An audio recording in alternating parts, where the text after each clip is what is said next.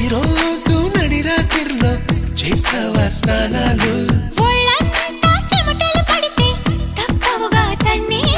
వణికించే చలికాలంలో ఏమా ఆవిర్లు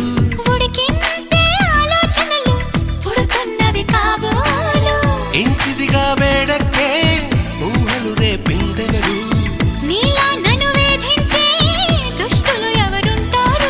అదిగో ఆ ఉలికే చెబుతోంది నువ్వు దాచాలనుకున్నా దీన్ని లవ్ లవ్ పడిపోవడం అంటున్నా